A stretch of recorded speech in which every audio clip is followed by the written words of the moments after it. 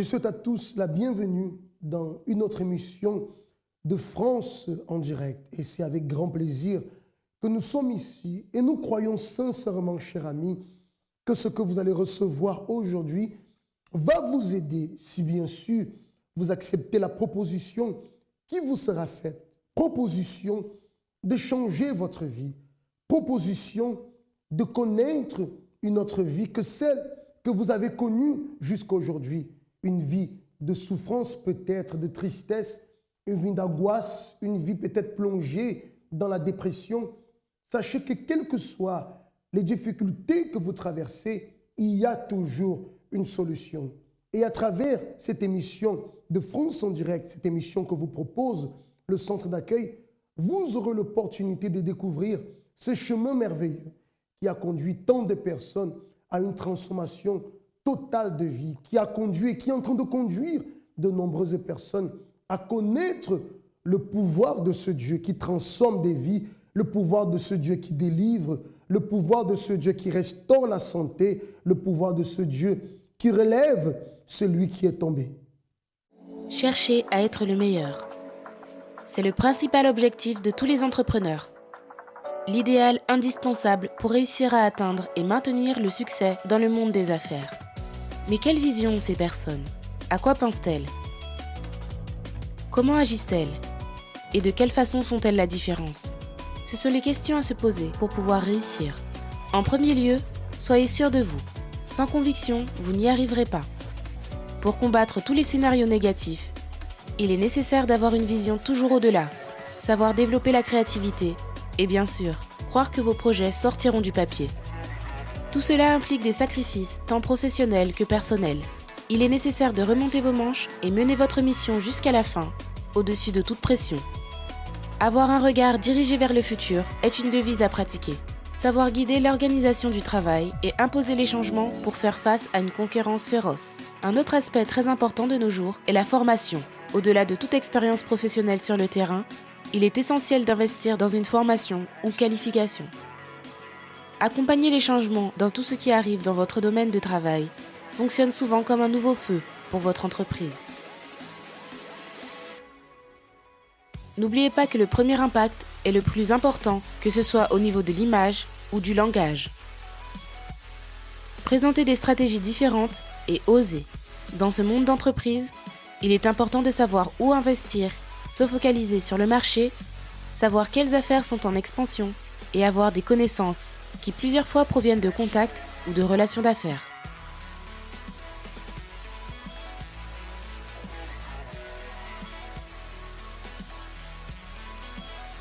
Ce sont ces maillons qui vous lient au succès, vous apprenant à vaincre pour être un exemple à suivre.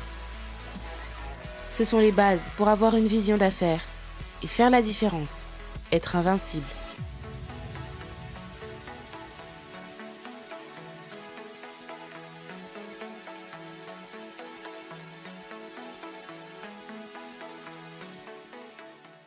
Les témoignages que nous vous présentons sont tout simplement la preuve vivante que ce que nous affirmons est une réalité. Nous ne venons pas à peine avec des paroles pour vous dire que Dieu existe, essayer de vous convaincre, non.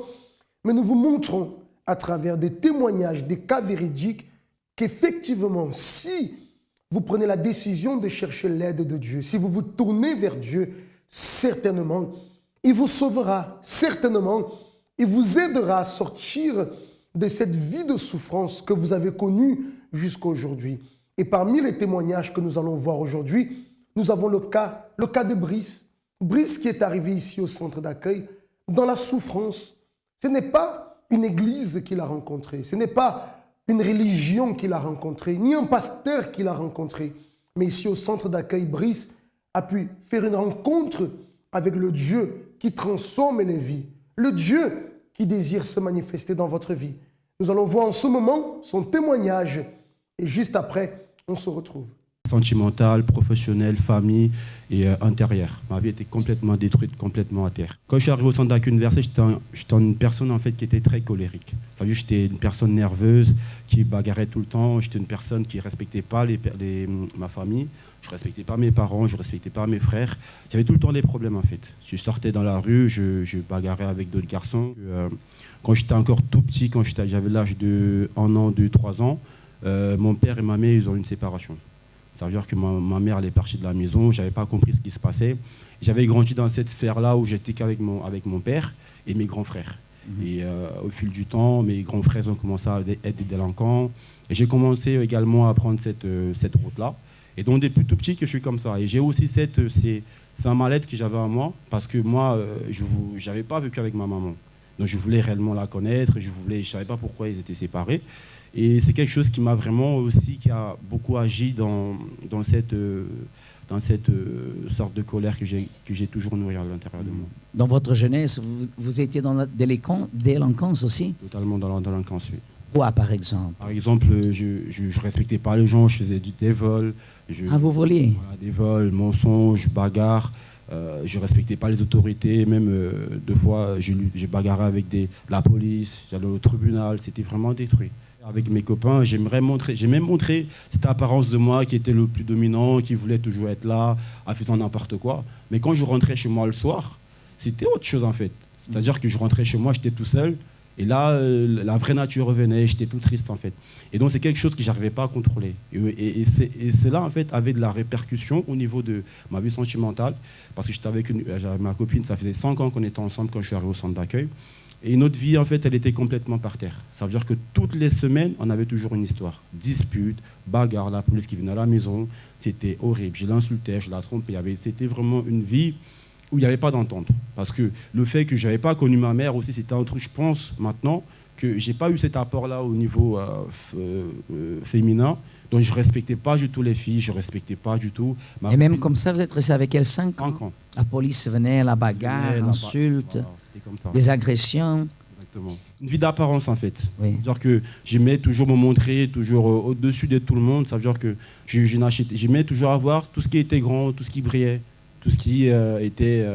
c'était parce qu'à l'intérieur de moi, j'avais ce manque-là et j'ai cherché quelque chose justement pour combler ça. Ça veut dire que ça passait par des vêtements, des chaussures, des boucles d'oreilles, tout ce qui était vraiment, qui attirait en fait. Donc, c'était ça ma vie. Ouais. Et ma vie professionnelle était vraiment par terre également. Quand je suis arrivé au centre d'accueil, c'est ma copine qui avait été invitée. 1 mois, 2, 3 mois plus tard, elle m'a réinvité.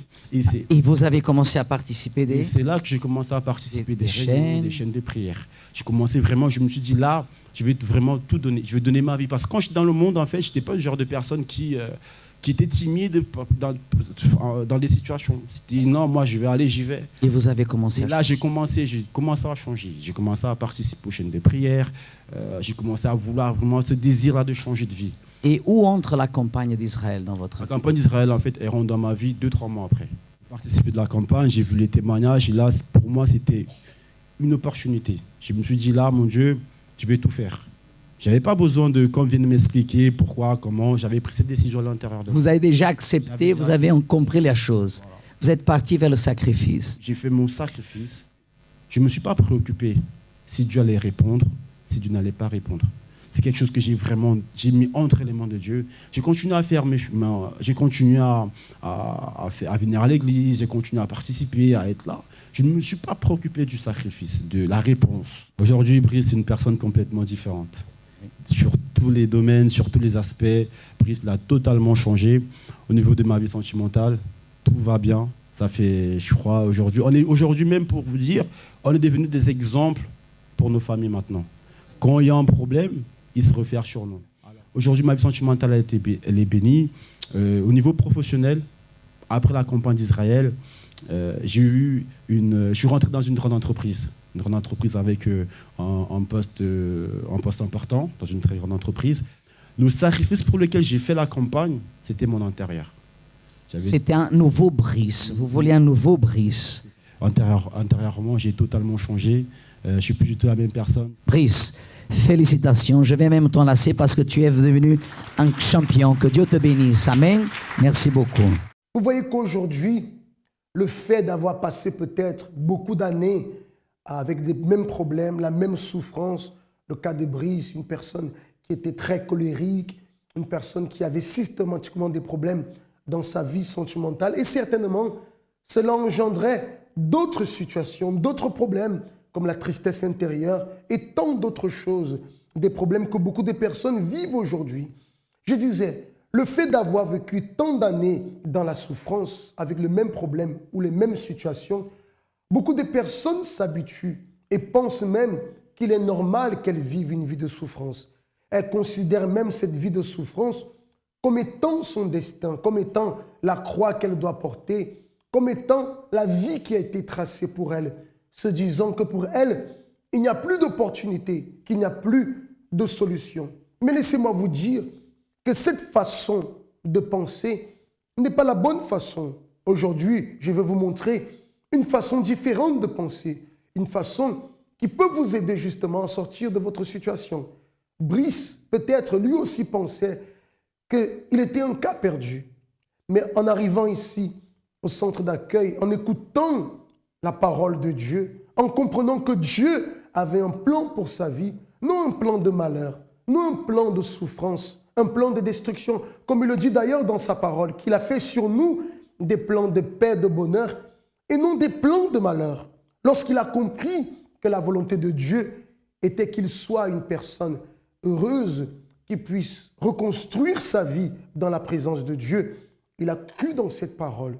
Il a mis en pratique sa foi en obéissance aux directions qu'il a reçues. Et avec persévérance, vous voyez qu'aujourd'hui, sa vie est totalement transformée. Ça, c'est la preuve de l'action de Dieu.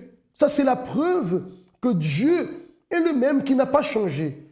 Et de la même façon qu'il a agi dans le passé, il se manifeste aujourd'hui dans la vie de ceux qui le cherchent, dans la vie de ceux qui s'approchent de lui avec confiance, avec détermination. Et c'est l'invitation que je vous fais en ce moment, chers amis, pour vous qui avez besoin d'aide. Sachez que Dieu a la main tendue vers vous et désire vous aider. Vous n'avez pas réfléchi aux conséquences. Pour cette raison, vous êtes ici, emprisonné à cause des choses dont vous pensiez qu'elles vous rendraient heureux, à cause d'addictions nocives, des relations perdues et des finances détruites. Votre pensée se retrouve prisonnière de vos échecs et de vos frustrations. Sachez que si vous désirez changer votre situation, le centre d'accueil a ses portes ouvertes tous les jours pour vous.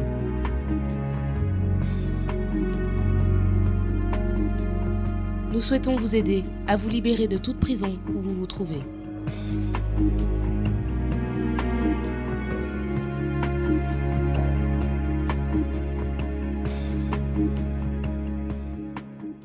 Avant de découvrir le second témoignage que nous avons préparé pour vous aujourd'hui, j'aimerais mettre à votre disposition en ce moment, pour vous qui êtes en ce moment, vous avez besoin d'aide. Vous avez compris que vous avez besoin de l'aide de Dieu et vous voulez que Dieu se manifeste dans votre vie. Vous avez besoin d'une orientation pour sortir de cette vie de souffrance. Alors je vais mettre à votre disposition, c'est le numéro de téléphone qui s'affiche en ce moment sur le bas de votre écran. C'est le 01 53 35 85 12. Le 01 53 35 85 12.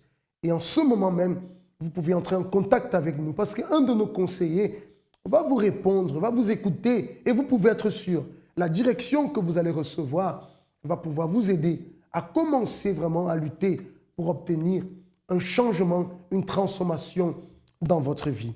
Nous allons voir en ce moment donc la seconde histoire qui est l'histoire de Ghislaine. Je vous laisse découvrir quel était son passé, comment est-ce qu'elle est arrivée dans la présence de Dieu, dans quel état elle est arrivée ici à la recherche de l'aide. Avant d'arriver au centre d'accueil, ma vie était sans aucun sens. J'avais grandi très malheureuse, j'avais grandi triste, j'avais grandi avec toujours des problèmes qui me suivaient partout, soit dans ma vie spirituelle, sentimentale, familiale, financière, professionnelle. Je n'arrivais pas à m'en sortir. J'avais un idéal, mais je n'y arrivais pas. Dans mon enfance, j'ai été maltraitée psychologiquement. J'ai été séparée de mes parents, je n'étais pas aimée, j'ai été abandonnée. Donc, j'étais tout le temps sous pression. Donc, je n'ai pas réussi à être heureuse ni dans l'enfance, ni dans l'adolescence. Et ça m'a poursuivie dans mon jeune âge adulte. Donc, j'ai fait des mauvais choix au niveau sentimental. Je voulais être heureuse, mais je choisissais toujours la mauvaise personne. Je voyais pas, j'avais pas la vision qu'il fallait, la vision correcte, la vision de Dieu. Mon esprit n'était pas clair. Donc, j'ai fait des mauvais choix, ce qui m'a conduit à enchaîner des déceptions, des échecs et à entretenir et à nourrir cette tristesse. Je voulais voir clair, mais je n'y arrivais pas. C'était tout le temps, ça recommençait pareil. Donc, à un certain moment, j'ai compris que je ne pouvais pas continuer comme ça. Dans ma famille, ça a toujours été la division. On n'a pas eu une famille unie, on n'a pas été dans un cocon familial sain, dans un foyer comme il fallait pour grandir avec l'amour qu'il nous fallait. Donc, j'ai grandi comme ça, je suis devenue jeune femme comme ça, adulte comme ça. Et ça impactait un peu sur tous les domaines de ma vie, ça me poussait à faire des choix peut-être d'une manière émotionnelle qui n'étaient pas adaptés pour moi. Donc, très jeune, c'est vrai que j'ai été tellement malheureuse et incomprise que j'avais envie vraiment de mourir. Je me disais, il valait mieux mourir que de continuer comme ça, puisque personne ne m'entend, personne ne me comprend et personne ne cherche à me comprendre. J'ai grandi, j'ai pas eu de problème pour avoir mon bac, ni pour continuer mes études. J'avais quand même cette force en moi et je sais que Dieu était avec moi. C'est moi qui n'arrivais pas vraiment à exploiter comment dire, la force que Dieu avait mis en moi, avec le potentiel qu'il avait vraiment mis en moi. Donc je me suis mariée et là encore, je me suis rendu compte que j'avais fait un mauvais choix. Et même dans ce mariage, j'avais encore envie de mourir, j'avais envie de me suicider parce que je me disais, mais c'est pas possible. Toute ma vie ne va pas être comme ça, je ne vais pas être malheureuse, maltraitée, incomprise toute ma vie. Donc, par rapport à ça, j'avais gardé la tristesse. Donc, au niveau professionnel, je n'ai pas eu de difficulté à avoir mon diplôme, je n'ai pas de difficulté pour travailler, mais toujours, quand je travaille, je suis bien sur mon lieu de travail, je suis appréciée, mais je n'étais pas heureuse, je n'avais pas trouvé vraiment la voie qu'il me fallait. Et au niveau financier aussi, je n'y arrivais pas. Je n'arrivais pas à coller les deux bouts, je n'arrivais pas à prospérer vraiment. Je travaillais beaucoup et pour gagner rien du tout, presque rien du tout. Donc, il y avait ça comme problème dans ma vie. Donc, si on va résumer au niveau spirituel, au niveau sentimental, au niveau familial, au niveau financier, au niveau professionnel, avec mes enfants aussi, je voulais qu'ils soient heureux. Je voulais être une bonne mère, je voulais vraiment les encadrer comme il faut, mais je n'y arrivais pas. J'avais l'impression que vraiment je tournais en rond et que ma vie n'avait pas de sens. Dans ce témoignage, ce qui attire mon attention dans le cas de Ghislaine, c'est une chose. Vous voyez qu'elle était une femme qui vivait totalement dans la souffrance. Tous les domaines de sa vie étaient totalement détruits. Elle a essayé par elle-même de trouver le bonheur à sa façon, par le mariage, enfin en luttant, mais elle n'a jamais réussi. Mais une chose qui attire mon attention, c'est le fait qu'au plus profond d'elle, écoutez bien, elle avait le désir de connaître Dieu. Certainement, elle croyait déjà en Dieu. Peut-être même, elle priait à Dieu, mais ne savait pas comment faire pour que Dieu puisse se manifester dans sa vie. Ne savait pas comment faire pour que Dieu puisse opérer dans sa vie, pour que Dieu puisse l'aider. Et la situation de Ghislaine auparavant est le cas de beaucoup de personnes aujourd'hui, peut-être le cas de vous qui me regardez en ce moment. Vous avez tellement de problèmes, tellement de situations, et vous êtes une personne qui croyait en Dieu, mais vous ne savez pas comment faire pour que Dieu puisse vous aider. Vous ne savez pas comment faire pour que Dieu puisse se manifester dans votre vie. C'est d'ailleurs pourquoi nous sommes ici, pour vous montrer le chemin. Si nous sommes ici, c'est parce que Dieu permet, et d'ailleurs vous-même, si vous êtes en train de voir cette émission, cela n'est pas le fait du hasard, c'est parce que Dieu permet que vous soyez là. Certainement, et ça c'est une certitude, Dieu veut se manifester dans votre vie. Lorsque nous vous invitons au centre d'accueil, c'est justement pour vous apprendre à trouver ce Dieu, à rencontrer ce Dieu dans votre vie. Et ainsi, il se manifestera pour une transformation totale. Continuons donc à voir l'histoire de Ghislaine. J'ai connu le centre d'accueil à un moment vraiment de ma vie où j'étais vraiment désespérée. J'étais vraiment dans un trou seule. Je fréquentais une autre église, j'avais arrêté d'y aller, mais pourtant je voulais rester tout près de Dieu, je voulais connaître Dieu, je voulais le servir, je voulais être tout le temps dans sa présence, mais j'avais décidé de rester seule. Parce qu'en fait, j'étais en pleine séparation, en pleine procédure d'un divorce très difficile, une rupture par rapport à mon ancien mariage, qui vraiment, ça n'allait pas, donc c'était très difficile. Je suis arrivée comme ça au centre d'accueil. Une amie m'a parlé d'une église qu'elle a connue en région parisienne. Elle m'a dit, viens, ça vient d'ouvrir ici en Guadeloupe. Et donc, elle m'a dit, je te donnerai l'adresse et puis tu iras voir. Donc là, à partir de ce moment, j'ai commencé déjà à faire des propos, à venir les jours qui étaient recommandés. Je frôlais un peu la dépression. Je n'étais pas dépressive, mais si je ne m'accrochais pas à Dieu, ça n'aurait été pas possible pour moi. Donc j'ai commencé à faire les chaînes de prière, à faire les chaînes du lundi, mardi, surtout mercredi pour chercher la présence de Dieu, le jeudi pour la famille, le vendredi pour la délivrance. J'ai commencé à venir le dimanche aussi, à suivre régulièrement les propos de prière. Et donc, après, il y avait des propos de foi. Donc, j'ai commencé à faire les propos de foi. Tout de suite, après, quand je suis arrivée, 1 mois et demi ou 2 mois après, j'ai entendu parler de la campagne d'Israël. Je ne savais pas vraiment qu'est-ce que c'était, je n'avais pas vraiment compris, mais je me suis dit, je vais y aller. Je vais sacrifier, je vais faire ce que le pasteur dit, parce que je veux que ma vie change. Et j'ai mis toutes mes forces. J'avais beaucoup de problèmes financiers à ce moment. Je vivais avec un découvert de 2 000 € constamment que la banque m'accordait. Et donc, j'ai décidé de faire la campagne d'Israël. La campagne d'Israël, pour moi, c'est vraiment la solution pour changer les choses que je n'arrive pas à changer moi-même. Pour moi, quand il y a un nœud dans ma vie que je n'arrive pas à résoudre, la campagne d'Israël, c'est la solution. Quand une situation dure, vraiment un problème dur dans ma vie que je n'arrive pas, je n'ai plus de solution moi-même, j'ai épuisé toutes mes forces.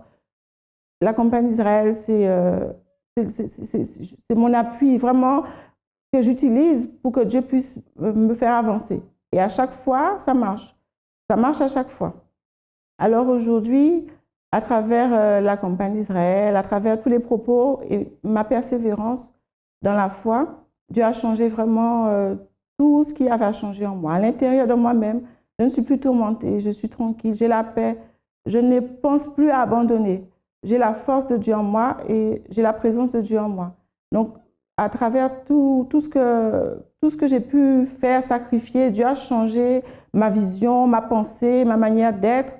Il m'a donné vraiment, il m'a permis d'utiliser ma foi comme je ne savais pas utiliser avant. Maintenant, je suis en train d'apprendre à grandir encore plus et ma vie change d'une manière constante. Maintenant, je suis arrivée, j'étais divorcée, maintenant je suis mariée, je suis bien mariée.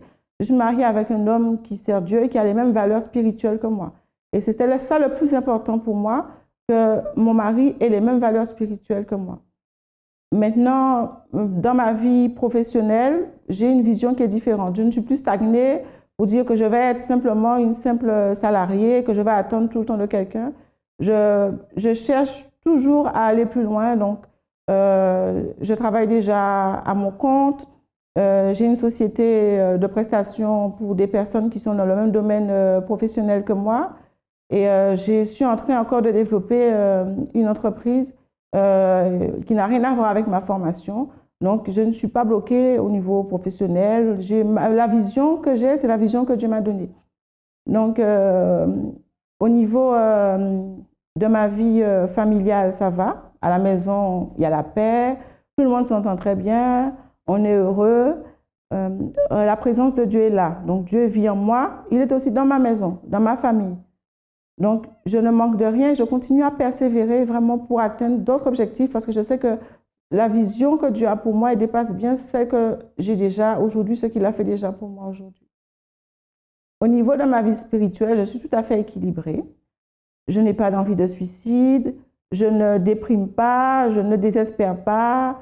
Je suis forte. Je sais que j'ai Dieu en moi. Donc, si j'ai Dieu en moi, je ne peux pas avoir envie de mourir, de me tuer, puisque Dieu, c'est la vie. Donc, tout va très bien.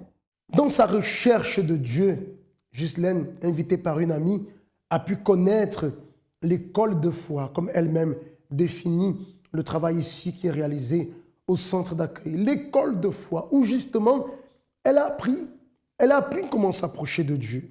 Elle a appris comment mettre en pratique sa foi pour obtenir un véritable changement. Elle a fait sa part.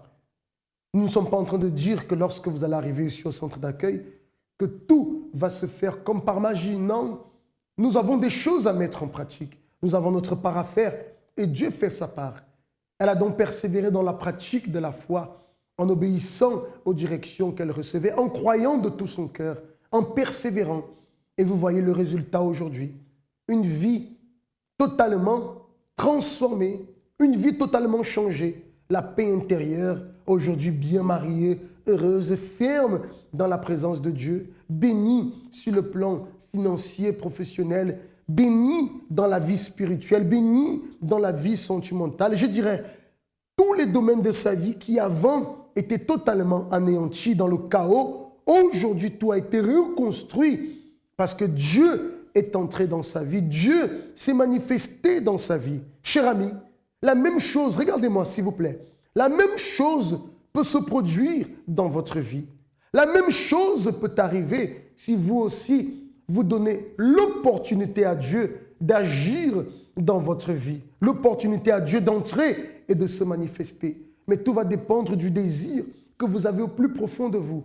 Ce désir de connaître Dieu et ce désir de mettre en pratique la foi qui certainement accomplira des merveilles dans votre vie. Dans tous nos centres d'accueil, chaque mardi a lieu la réunion Santé restaurée. Une réunion de foi et d'orientation spécifique pour toute personne atteinte d'une maladie incurable ou contre laquelle aucun traitement n'a été efficace jusqu'alors. Pour toute personne souffrant depuis une longue période de douleurs persistantes dans une ou plusieurs parties du corps sans qu'on en trouve la cause réelle.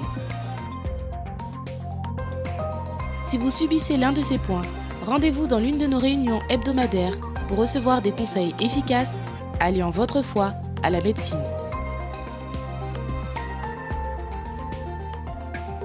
Centre d'accueil. Nous vivons ce que nous enseignons, nous sacrifions pour ce dont nous rêvons. Tous les jours, les portes du centre d'accueil sont ouvertes. Et si vous désirez connaître quel est le centre d'accueil qui est le plus proche de chez vous, vous pouvez entrer en contact avec nous.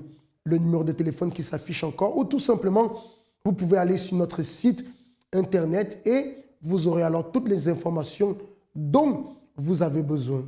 Sans oublier que demain, nous serons ici dans tous les centres d'accueil et principalement ici au siège. Nous sommes situés dans le 10e à Paris, au 254 rue du Faubourg Saint-Martin. Et demain, nous serons ici afin de déterminer la réhabilitation dans votre santé. Si vous êtes une personne malade, vous avez un être cher malade, dans tous les centres d'accueil demain, nous allons prier pour la restauration de la santé. Nous vous invitons. Sinon, vous pouvez déjà nous appeler dès à présent pour vous qui avez besoin. Ça a été un grand plaisir d'être avec vous aujourd'hui et avec l'espérance que tout ce que vous avez reçu puisse apporter des grandes choses positives pour votre vie. Je vous dis à très bientôt dans une autre émission de France en direct.